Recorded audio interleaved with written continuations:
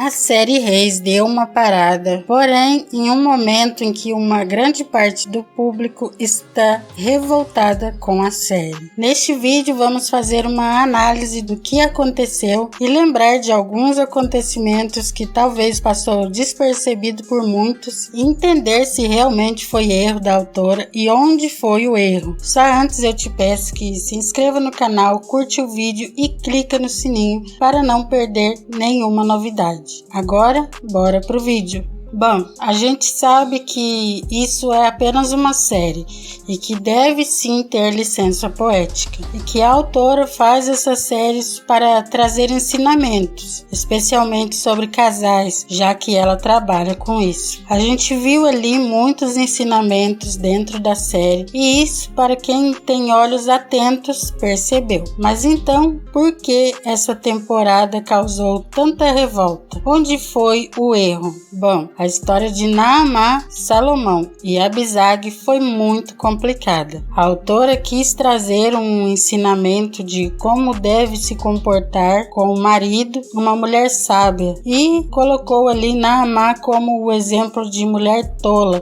que acabou perdendo o marido pelas suas próprias ações. Muitas mulheres na vida real vêm se comportando como Naamã e já perderam e continuam perdendo seu casamento por não ter sabedoria, assim como Naamã ali na série. Esta história com tantos ensinamentos seria bem válida se fosse uma outra novela. Porém, sendo uma continuação da série Reis, houve muitas controvérsias, o que acabou deixando a série confusa e causando o desinteresse do público. Um dos erros foi Abisag. Bom, Abisag admirava Davi muito antes de ser escolhida como concubina. Logo que foi ser a concubina dele, ela tentou ficar com ele. Depois que Salomão virou rei, ela passou a admirá-lo. E não bastasse isso, sabendo que ele era marido da sua melhor amiga. Em um episódio, na casa de Naamã, ela cheirou a roupa dele e desejou ele quando Naamã fazia elogios ao marido que tinha. Bom, isso está ali nos 10 mandamentos que não se pode fazer, que é cobiçar a mulher do próximo ou o marido da próxima. E Abisag ainda beijou Salomão sem ter o consentimento de sua melhor amiga. Não bastasse isso tudo, ela ainda exigiu de Salomão que ele trouxesse Naamã para o palácio para que ela pudesse se entregar a ele. Porém, depois, esta mesma mulher exigiu fidelidade e dava lições de moral a Salomão, dizendo que ele não poderia ficar com as outras esposas.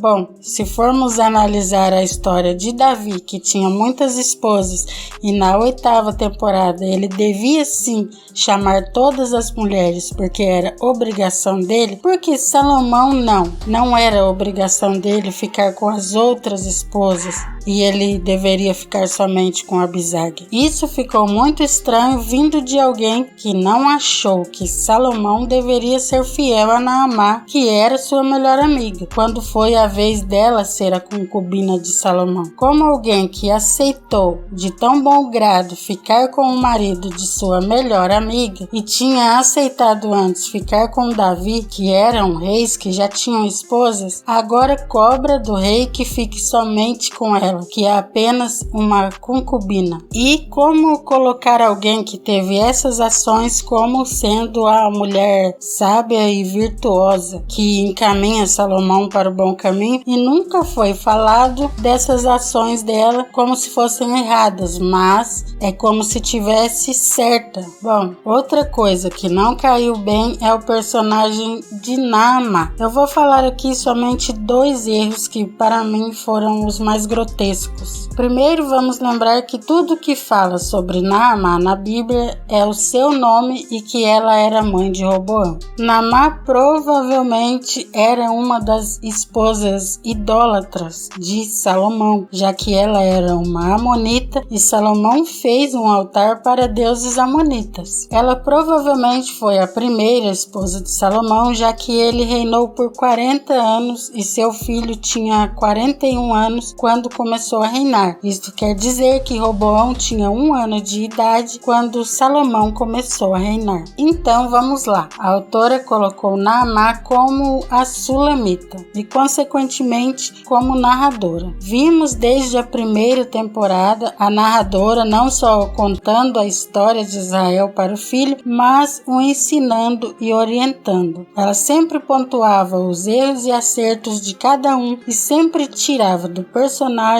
um ensinamento para o seu filho. Como esta mesma mulher que vem mostrando ser uma mulher tão sábia e de Deus em quase 2 anos de série, agora é uma mulher rancorosa e que continua fazendo tudo errado depois de falar tudo aquilo com o filho. Agora, no final, foi que Abizag contou a história para ela contar ao filho. É muito difícil que todos aqueles ensinamentos que a narradora deu em 2 anos seja apenas repetindo o que Abizag disse a ela. O que realmente parece é que esta não seria a história deles, mas que foi mudada de última hora, considerando cenas que já tinha passado. Exemplo, quando ela conta ao filho sobre a morte dos sacerdotes e de toda a família de Abiatar, o menino diz: "Eu não sabia, ele nunca me falou sobre isso." Quando Roboão diz isso, parece que ele era muito próximo de Abiatar, porém agora ele cresceu fora de Israel e não conhecia nem o pai, quanto mais Abiatar. Outra cena é a do amigo do filho da narradora. Ele vai chamá-lo e ele diz que quer ficar com a mãe porque tinha acabado de chegar e queria continuar ouvindo a história. Porém agora ele nem tem amigo, pois nem viveu em Israel. Outra cena é de Caio Menck, que aparece com o ar de superior e a narradora não simpatiza com ele.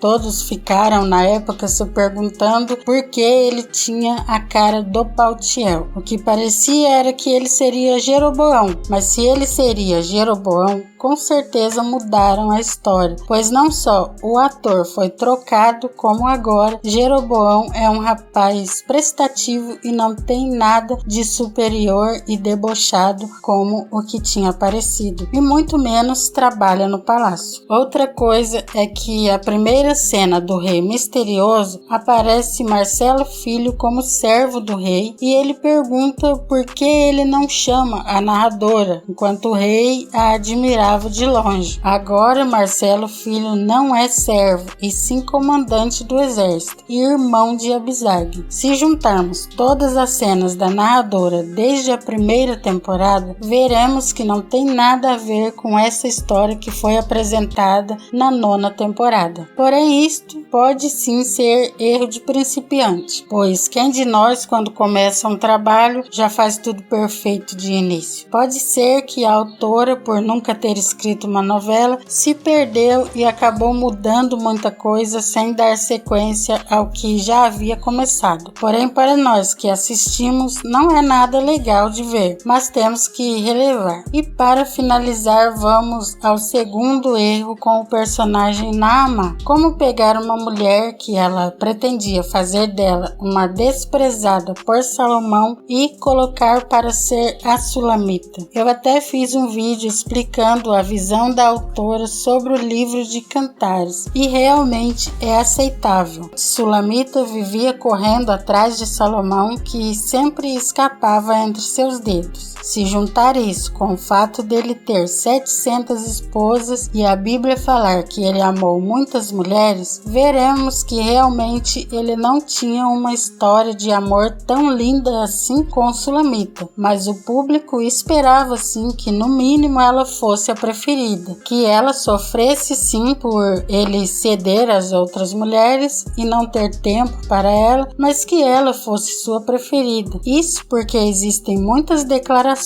a ela no livro de Cantares. Esse livro jamais iria parar dentro da Bíblia se não fosse muito importante. E o amor do livro de Cantares, que é comparado ao amor de Deus pela nação, nesta 9ª temporada se transformou em nada, pois Abizag entrou no lugar de Sulamita e no final um dos versos de Cantares foi escrito para Abizag. O que parece é que Abizag chegou aos 45 do segundo tempo e mudou toda a série. E realmente ficou bem bem complicado e causou muita revolta. Bom, foram esses e muitos outros erros que percebi nessa 9ª temporada. Deixa aqui nos comentários o que você achou desta temporada e se ainda não é inscrito, já sabe, né?